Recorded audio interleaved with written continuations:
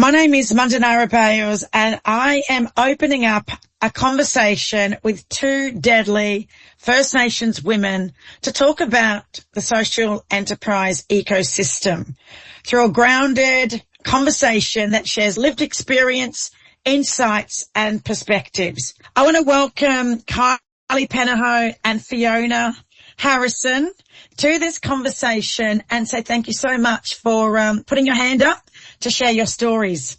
Thank you, Mandanara. Let's start with you, Kylie. Do you want to introduce yourself to people that are listening to this case study? Yeah, fantastic. Thank you for that. My name's Kylie Penaho. I'm a proud Wonnarua Wiradjuri woman. I grew up in the western suburbs of Sydney up on direct country. I'm now currently based in Meanjin. I'm a proud mum of three, and I'm also the CEO of the National Indigenous Employment and Training Alliance. We are an ACO, we are a national body, we are a not-for-profit organisation. So my story and my lens is really talking about social enterprise from the perspective of a not-for-profit. So I'm Fiona Harrison. I'm a proud Wiradjuri woman now, blessed to be living on Gundungurra country in the Southern Highlands of New South Wales. My business is Chocolate on Purpose, and it's a private company that's certified as a social enterprise. I am so keen to dive into Chocolate on Purpose, and you've been around for quite some time, Fiona. Can you share 14 years. 14 years. Can you share with us, how did you get into business? So, I had trauma as I was growing up, and, when you start having children, life starts to shift in its priorities and you start to question more. And then in the middle of all of that, I was involved in an armed hold-up and I experienced post-traumatic stress disorder. So the reason I'm sharing that is that I think that those life experiences really set me up for a strong desire for fairness and justice. And of course, when I look at what has happened to our people, I get incensed quite a lot.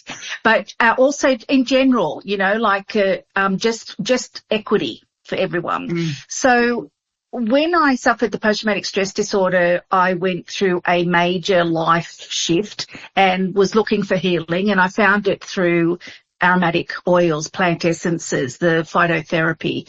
And it was the first time I had a real shift in improvement in the way that I was. And I became very curious and went on to study aromatic therapy. And I'd already been in business, because I think when you've got your kids growing up, you morph yourself because, you want to be as available as you can. So, I had started after the robbery, I got retrenched. So then I studied bookkeeping and I became a sole trader. And then when I started to study the oils, I then became a natural therapist.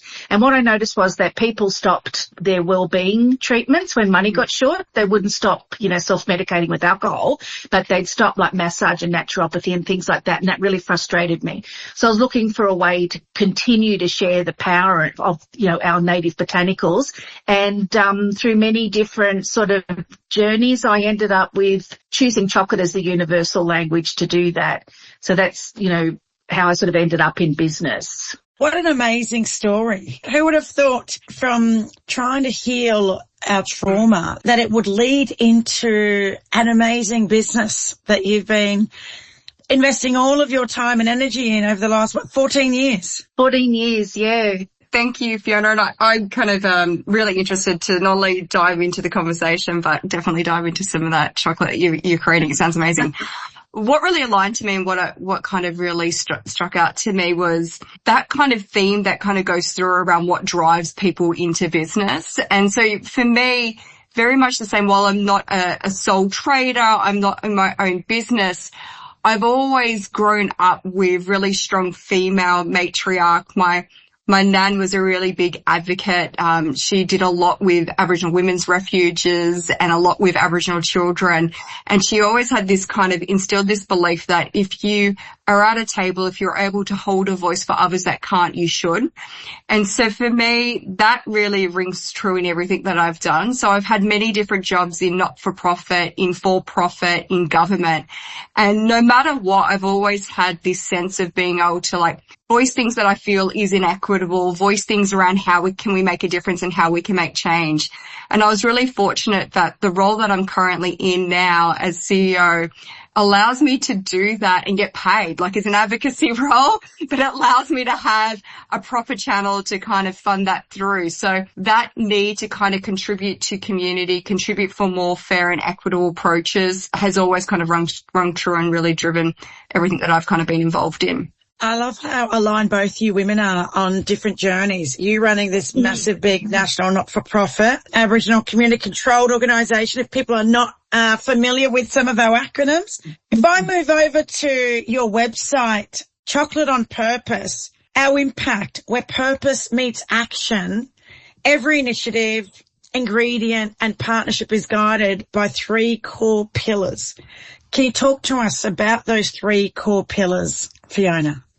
Yes. When I first started, I never intended to build a social enterprise.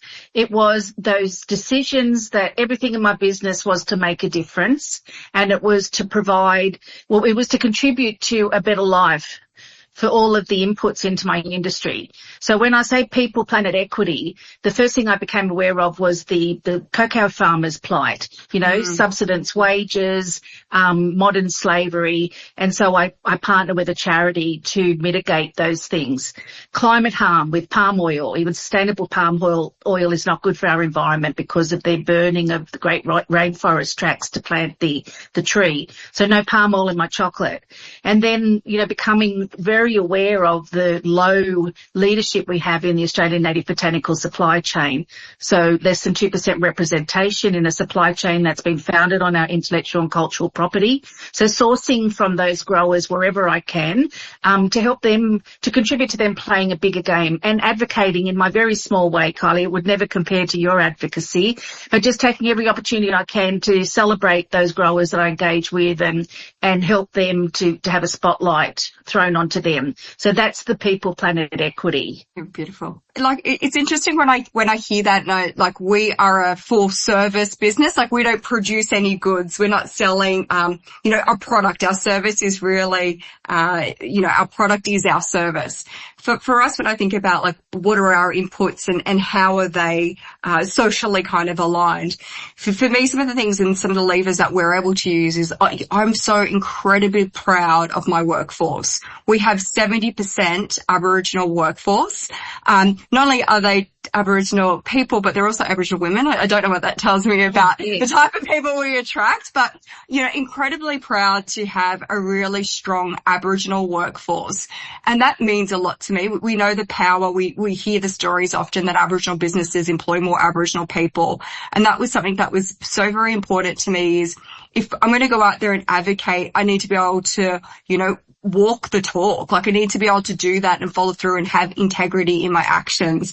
The same comes true with other levers that we can pull, which is Indigenous procurement. If I'm there talking about Indigenous businesses matter, we need more of them in the sector. What am I doing? What role am I playing in terms of stimulating the Indigenous economy? And I can do that through looking and working with other Aboriginal businesses, looking at ways that I can make sure my flow of money and supply chain is also incorporating other smaller Aboriginal businesses or other Indigenous providers throughout that work. So there are different ways that we look at doing it, both internally as developing workforce, giving more opportunities for mob to come and learn skills and grow and develop with us, but also through the work that we do in our network.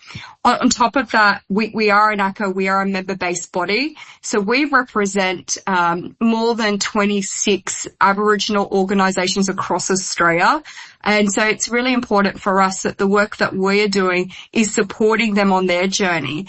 And so we look at it both as us as the individual, but the impact that we're creating through our network. It's incredible to hear about. Like spiritually, I think we're super aligned because one of the other discoveries like I made during study was that Aboriginal women are the matriarchal holders of the plant knowledge. We shared it through storytelling. While the men were out getting protein, we were down on the ground, and as we harvested and grew, we were talking to the kids, we were telling them the stories, and then they learnt the knowledge. So it's become very important for me that I find a way to scale, and it's not been an easy journey because I haven't done it yet, but to get some level of automation so I can support real employment and women 45 plus because of the matriarchal, responsibility, get them back touching and smelling and feeling and remembering what their ancestors did, but also because women 45 plus are more at the biggest risk of, the cohort at biggest risk of social isolation and homelessness. And then secondly, when you spoke about,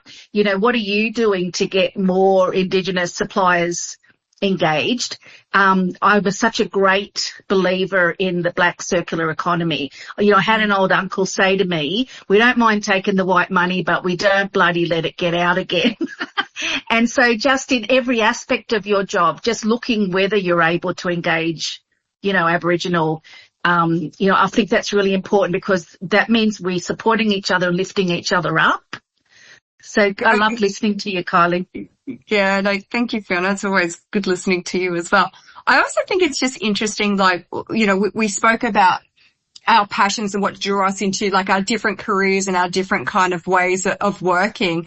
But, one of the reflections that we've had throughout our project that we've been doing has been that we've always been involved, social enterprise has always been a part of who we are. Caring for community has always been a part of who we are. So while we've evolved and there's this, non-Indigenous construct of what business structure looks like and what it means to be a social enterprise, we gravitate and navigate to those spaces because it's kind of our way of being. And I always think that's really interesting. It doesn't matter that you're selling chocolate. I'm out here talking to employment providers and talking about advocacy, that there's a common theme throughout. I love that. Gravitate, navigate. Gravitate and navigate. And I was going to talk about, collective well-being of our communities, that cultural, it's not even responsibility. I would say it's obligations where you can't say no, right? You're pulled towards a certain kind of direction, or you just feel that you have to do this. There's nothing else for me to do. This is what I'm setting my heart on. In terms of just thinking about the sector, what does social enterprise look like in a First Nations context? It's a pointy discussion because to be certified as a social enterprise, you have to put into your corporate governance that you will reinvest at least 50% of your revenue into your impact causes. Now, I'm happy to do that, but it means I live really leanly. I'm fortunate that my kids are adults. They don't live at home. I don't have a partner who tries to dictate anymore where the family spending should go. And so I can make that decision and do it. But, it's not an easy undertaking by any business. So, that's an issue. And then there's also the fact that, we've also got the double whammy of our businesses aren't the same anyway because of our, kinship, family responsibilities. And we don't start in our business from a place of equity. So, it's a tangled conversation, I think. It is interesting. And for me, in terms of what is social enterprise and how did we enter that space, we've gone the reverse. We're charity status, we're PBI status. And, I'm not sure if we were having that conversation earlier on. We've leaned into it because we know we can't be financially viable being solely grant, solely reliant on grant. We won't survive. We're being an Aboriginal organisation, we are so exposed to the political whims that have happened and the changeover in the political cycles that sometimes we get that political support and other times we don't get the political support.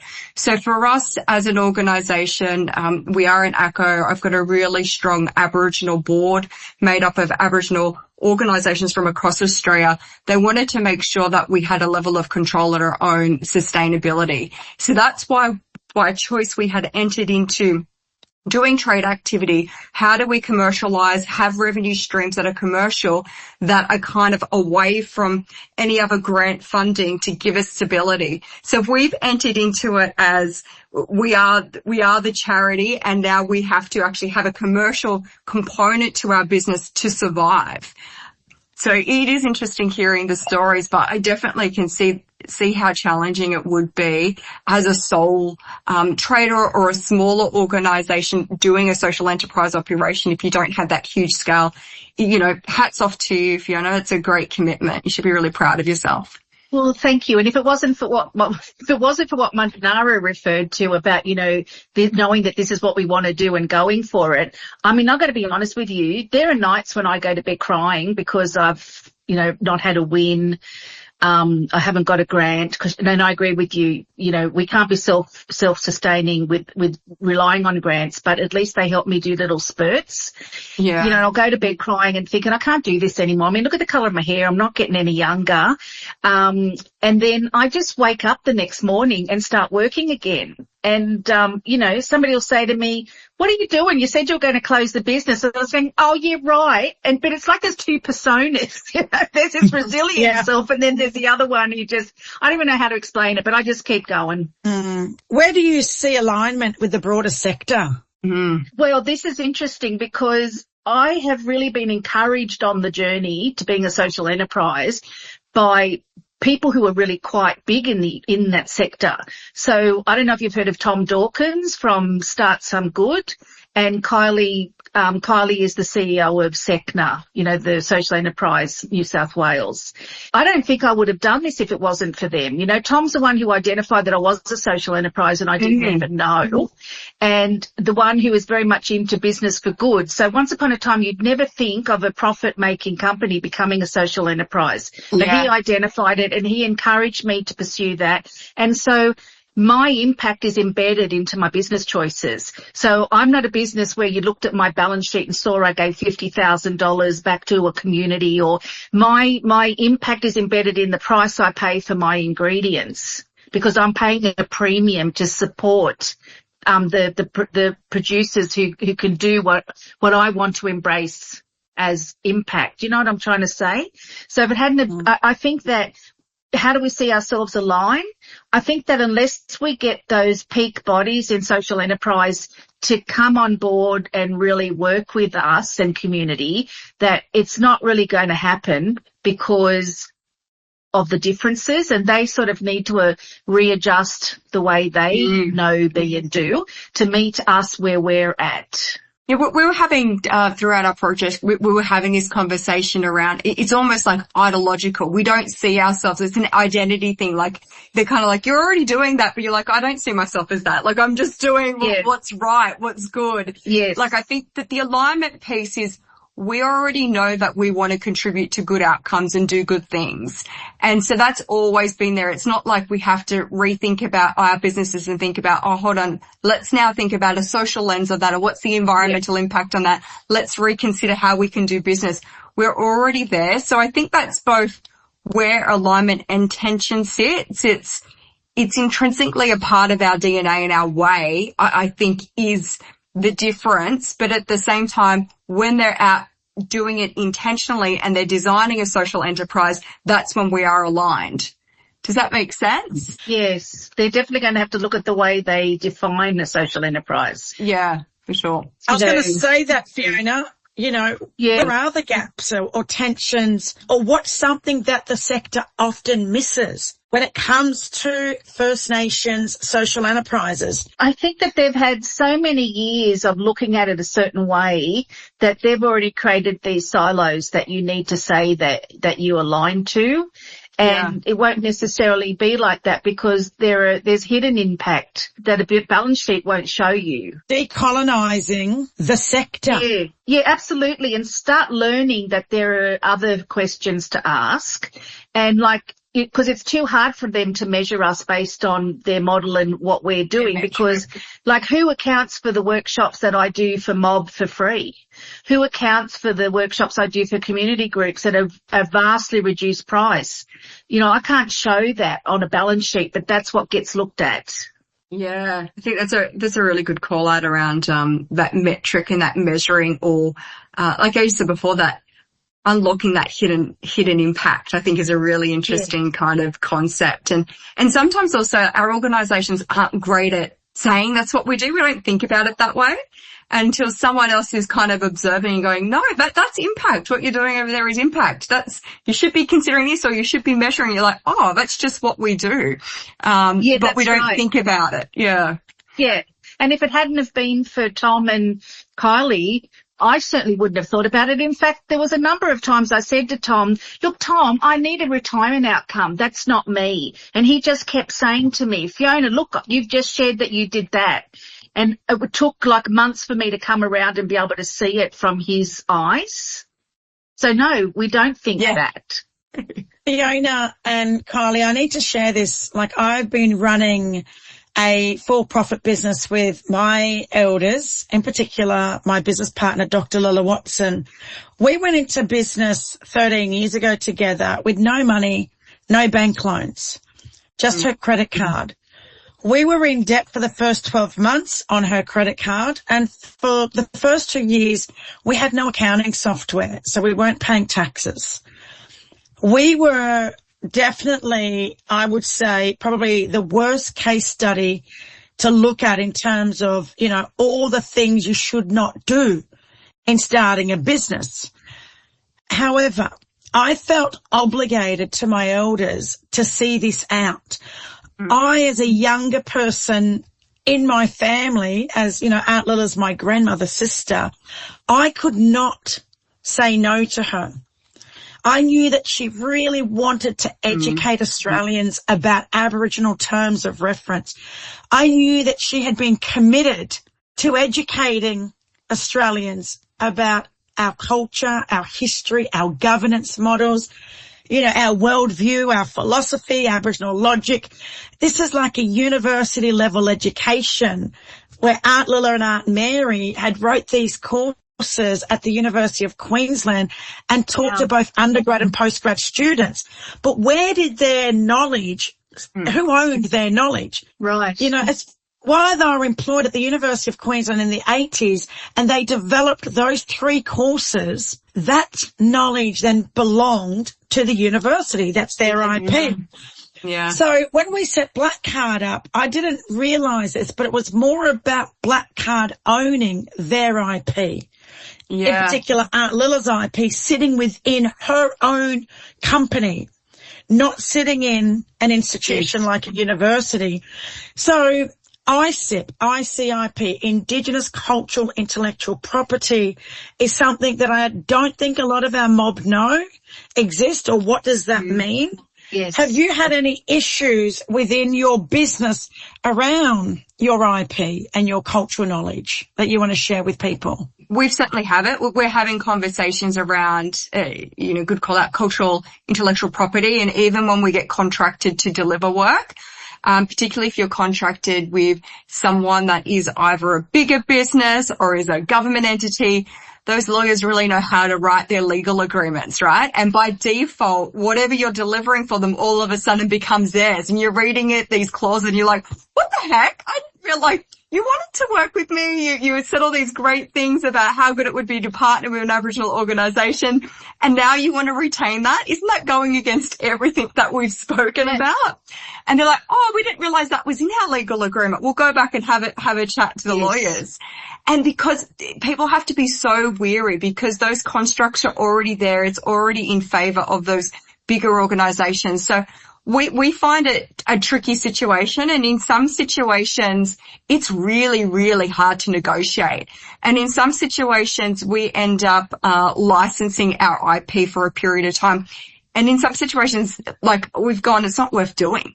This is actually no longer worth doing. Like, there might be money to deliver it, but we're giving up so much more. And it's such an important part of staying empowered, right? Like, for you to kind of enter into a relationship to grow and scale your business, Fiona, you don't want to give up the special magic, which is making your chocolate and that well-being component. No, I totally agree with you. I think that one benefit I have had is that when I was retrenched from the bank, I was like a number of years I couldn't work. And then when I wanted to go back in, it's like, well, what can I do? You know, like made worse by the fact you're a woman and you can't see that what you've achieved through motherhood or anything, you know, contributes to your resume. Anyway, I ended up enrolling in a bookkeeping course just because it was the only course that was still open on the day I went to TAFE. But it's actually held me in good stead because I have had a sense of how to like do business things. And so I made sure that I registered, you know, things with IP. I have refused things where they want my IP because that just makes me really angry because what is their right? Like, for example, you know, I was being encouraged to go on this Woolworths show that used to be on where it was the world's best recipe or something, and then if they liked your recipe the best, then you'd end up in their stores, etc. Well, the contract said that they would own the IP, all of your business IP and your product, and so I learned very early on that sometimes you just have to say no. And like I actually was approached by Tyra Banks to help develop an ice cream with a chocolate flavour, and her contract talked about wanting the IP, and I said no, I'm not going to do that. Why should I? And why should I give you IP over a formulation that involves a native botanical? And you know, so you can just use all of my voice about, you know, the benefits of the ingredient. That's not yours to have. You know, that belongs to community. So, I really agree with you. You need to say no, but IP is a thing that often pops up. Read the small writing. Read the contracts, and do not trust everyone, because a lot of our mob have never had these opportunities, whether it's starting a business, running a not-for-profit, being a CEO, you know, so we don't always have that experience behind us in terms of reading contracts. So making sure that you reach out to community and get on LinkedIn or get on social media and ask people, you know, can you support me with this? Can you read this for me? Can you give me feedback? Should I accept it? You know, what are my rights? And I know there are a few deadly Aboriginal intellectual property lawyers out there that you can reach out to. There are resources online. I think it's called True Tracks. That's Indigenous Business Australia, or IBA, worked with Terry Jenke to get some of those resources out there to mob, to community. So maybe even get online.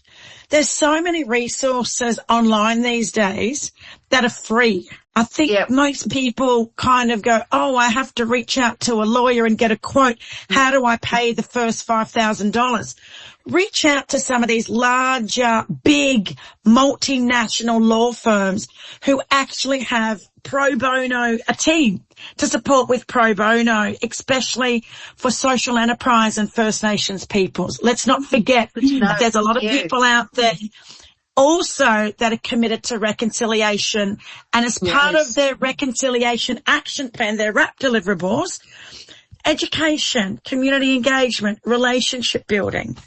You know, reach out to people, start talking, because I'm telling you now, there's so many of our own mob that are out there doing the work, but nobody knows that people like us exist. Yeah. Yes, for sure. Yeah. Well, how are First Nations practitioners influencing or shaping the sector? I think even from the call today, like what we're talking about is what we're doing is helping the sector understand or expand their understanding of what social enterprises could look like. You know, they've got their traditional model. They understand what that is. I think what we're bringing to the table is you know, we're already being there, but we're kind of now getting a little bit more included, right? They're opening up these spaces. They're starting to go, oh, let's have a look. And, you know, some of these social enterprise peak bodies are like, well, why don't we have any First Nations organizations around? What's going on? Like, do none exist? And it might be because their understanding is kind of narrow. It might be a little bit more limited. So helping them kind of expand that understanding by looking at different models, different ways of how social enterprises look. And also, you know, to your point around cultural IP, like we're talking about some intangible assets that we bring to the table, an intangible impact that sometimes isn't measured. And, you know, for us, that's the really powerful stuff. If that can kind of be considered around that preservation around cultural IP, what does that mean from an impact perspective, and how are you measuring and counting that? As opposed to, like I said before, an approach where it's just looking at where does your revenue, like where does either revenue go, or how are you doing it from a supply chain kind of perspective, like an economic one? How do you measure those intangible assets, which are so deeply held by us? I was going to ask you a question, Fiona. What do you want First Nations founders or community-led organisations to know about this sector, about being in the social enterprise in the social enterprise space?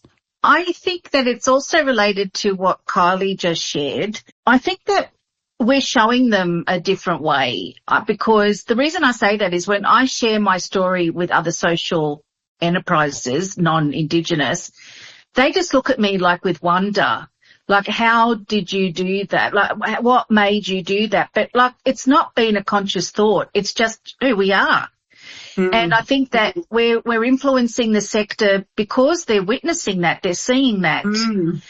But I think that they're not hearing from enough of our businesses. And I think that a platform where we can share what we're doing to open up their way of thinking would be really helpful.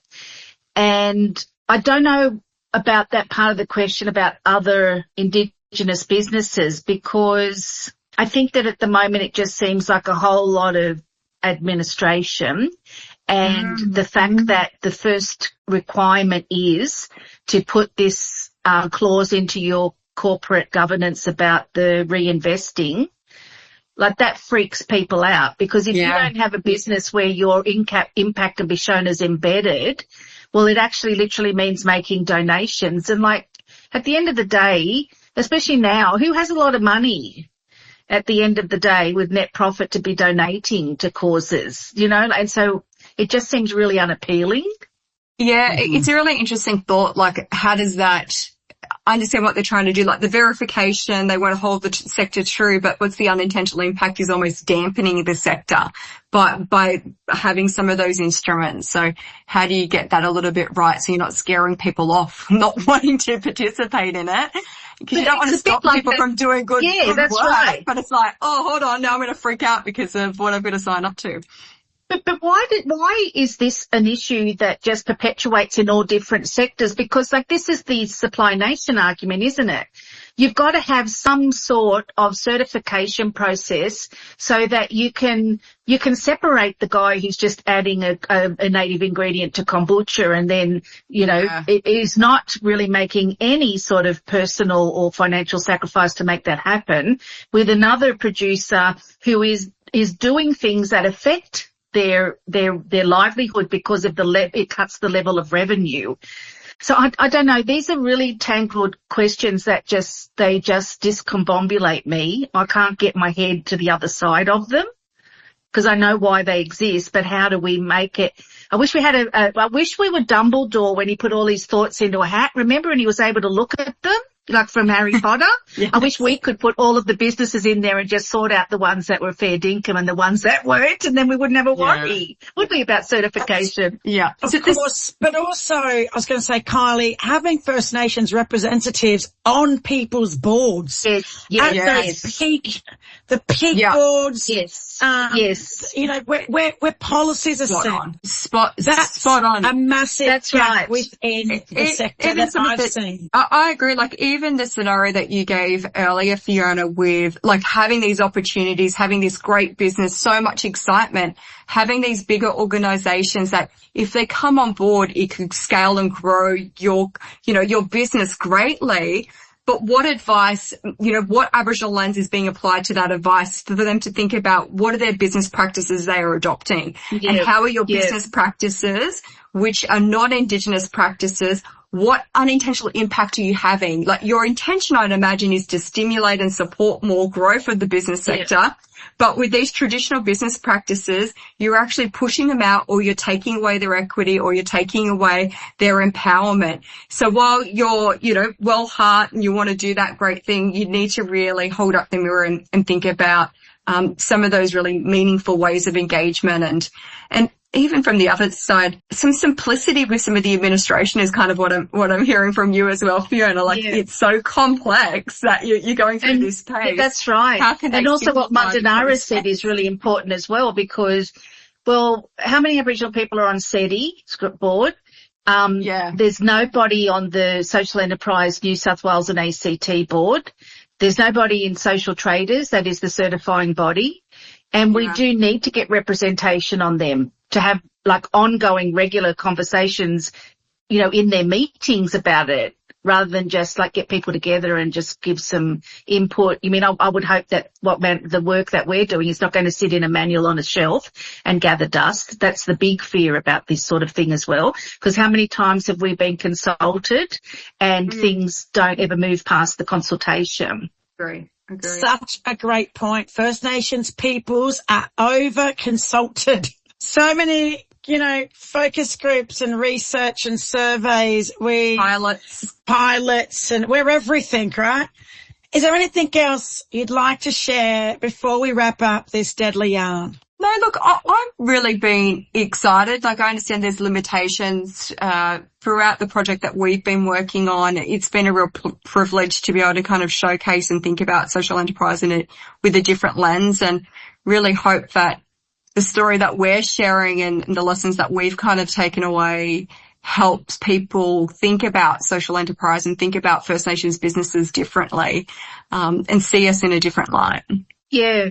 And even if it's not at the point where, there's successful integration of Indigenous representatives into organisations, like I still think they should be on the board, but, if we can't get enough Indigenous businesses to look at getting the certification, we definitely want to make sure that it's by us, for us. So maybe even the thought that maybe we need a body of Indigenous businesses only to develop themselves, and then maybe take the next step to, successful integration. I don't know. I don't like to think exclusivity. I'm all about, inclusivity, but maybe a baby step needs to happen. That's a good point. Good point. Well, I was just looking at your website and, thinking about, there's one little line up there about support Indigenous impact and ethical chocolate. But in terms of just being ethical, think about, doing your due diligence when you're working and you think you're working with First Nations peoples, do your due diligence. If somebody says they're an Indigenous business and there is nothing on their website about their connection to their country or their community, then they're probably not being 100% truthful with you. If it doesn't feel right, then it's probably not right. And you have every right to ask people the questions.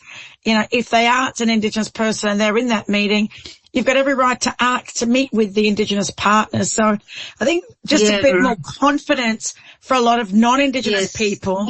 Having the confidence to be able to, ask people who's in the room. If the Indigenous partner's missing, then maybe you should put off that deal until you meet the Indigenous partner, for instance. I couldn't agree more, Mandanara. I mean, I've got an example of just recently for NAIDOC Week. There's one business, she's like a pantry. She has lots of different things, and her chocolate packaging has a lot of Indigenous artwork on it. And if you look on her socials, she just places herself in community events to make her look like she's, embedded. Oh, it's not an Aboriginal business? No, she's not. No. And so another customer was trying to lift Indigenous businesses up, like food producers, and she shared with another business a list of us. And I wrote to her and I said, "Oh, Amanda, did you realise this woman is not Indigenous?" She goes, "No." And I said, "Well, don't feel bad. She certainly makes it look enough that she is." But I said, "You always have to ask. And if you're in doubt, ask me. And if I can find out, I will." And she goes, "I'm mortified. I've just spent so much money with that woman for NAIDOC Week." So it's really important, Mandanara, more important than ever. Yeah. when you buy from an Indigenous business, every $1 you spend, the social impact equals about $4.41. Yes. You know, I have to remind a lot of mainstream big corporates about, you know, that social impact, and the data's there, the research is there. Yeah. And you mentioned it before, Kylie, in the sector that you're in around employment, that we are 100 times more likely to employ our own mob compared to a non-Indigenous business. So hopefully, you know, with this deadly little conversation, this case study that we're doing as part of our learning community with the Social Enterprise Development Initiative, the funding that we've gotten at BlackCard, to talk about social enterprise from a First Nations perspective, talking about our journeys, our experiences, some of the challenges within this sector as well. We're inviting people to continue these conversations. Like you said, Fiona, you hope that this conversation, as well as the resource that we're developing, doesn't just sit on a shelf. Share it. Share this conversation with people in your sector and talk about it on your social media, and maybe reach out to people like us, introduce yourselves, and we can, you know, work together and figure out how we make the social enterprise in terms of for First Nations peoples, for us to navigate it, make it much more simplistic, especially when it comes to the paperwork. I love that. Plain English, plain language, simplify the administration. We're not saying that we, you know, don't know how to equip funding, but all of the red tape and all of the hoops to jump through, maybe we need to sit down, you know, go back to the drawing board and just rethink how can we do this better. And it's now 2026, new technology. I'm sure there's other people that have come up with some amazing, you know, processes and systems to make things a lot more easier and much more accessible and inclusive for all people. So thank you so much for being part of this deadly conversation. Thank you. Thanks, Mara. Thanks, Fiona. Thank you. Thank you, everyone.